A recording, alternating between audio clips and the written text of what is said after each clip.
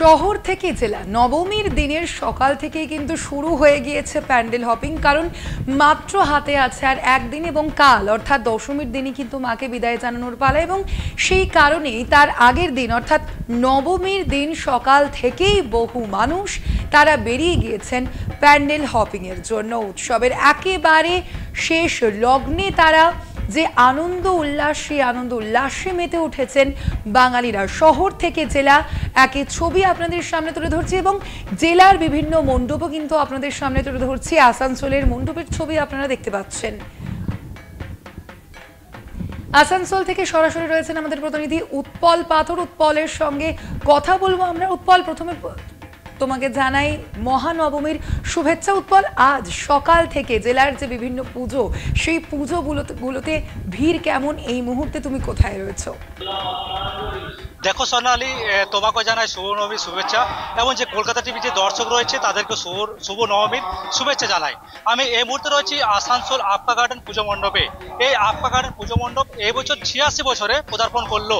তাদের বাজেট রয়েছে 27 লক্ষ টাকা এবং আপকা গার্ডেন শুধু দিনের বেলা নয়, রাত হলে যে ব্যাপক ভিড়, সে ভিড় চোখে পড়ার মতো। এবং তার ফলে যে এলাকার মানুষ, যে পার্শ্ববর্তী এলাকার মানুষ, তারা দিনেও ভিড় জমেছেন এই পুজোর থিম দেখতে। এই পুজোর থিম রয়েছে রাজস্থানের মন্দির।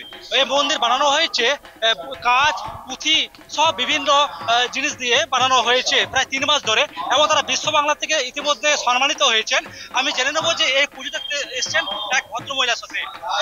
আপনি এখানে কেমন দেখলেন পুজো? খুবই ভালো দেখলাম, খুব ভক্তি ভরে পুজো হচ্ছে, প্যান্ডেলও খুব সুন্দর হয়েছে। এই জায়গাটার একটা আলাদাই মাহাত্ম্য আছে। আমি কর্ণাটকায় থাকি, চাকরি সূত্রে পুজো বলে বাড়ি এসেছি। প্রত্যেক বছর হয় না, তবে চেষ্টা করি। রাতে আসছেন না কেন? দিনে এলেন কেন?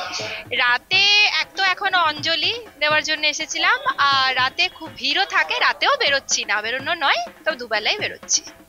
দেখো সোনালি, আমি এক ভদ্রমহিলার সাথে কথা বললাম। তিনি আসানসোলের মেয়ে, কিন্তু কর্ণাটকে থাকেন কাজের সূত্রে।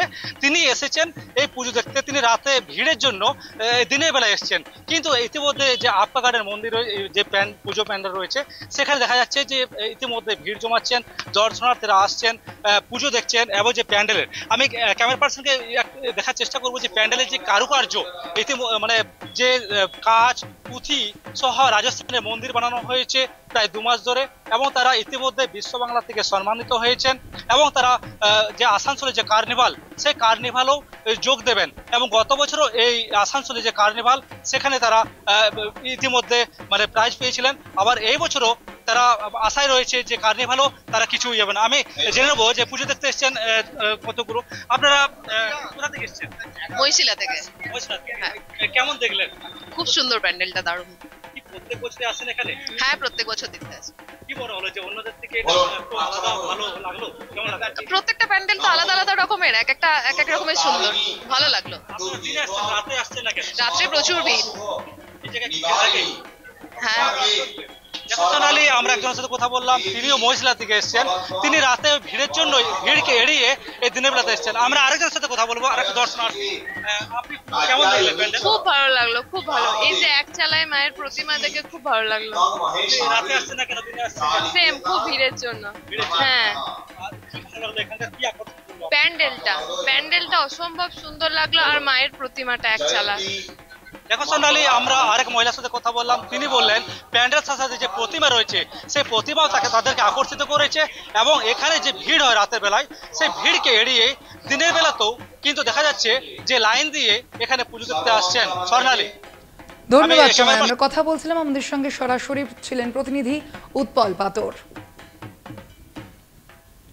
মহানবমীর দিন সকাল থেকেই আজ দেখতে পাচ্ছি বিভিন্ন যে শহর থেকে জেলার মণ্ডপে মণ্ডপে ভিড় চোখে পড়ছে, এবং একই সঙ্গে উৎসবের যে শেষ লগ্ন, সেই শেষ লগ্ন কিন্তু সেই শেষ মুহূর্তের যে আনন্দ, সেই আনন্দ চেটে পুটে নিতে চাইছেন বাঙালিরা। এবং সেই কারণেই কিন্তু নবমীর সকাল থেকেই তারা ভিড় জমিয়েছেন বিভিন্ন মণ্ডপে মণ্ডপে।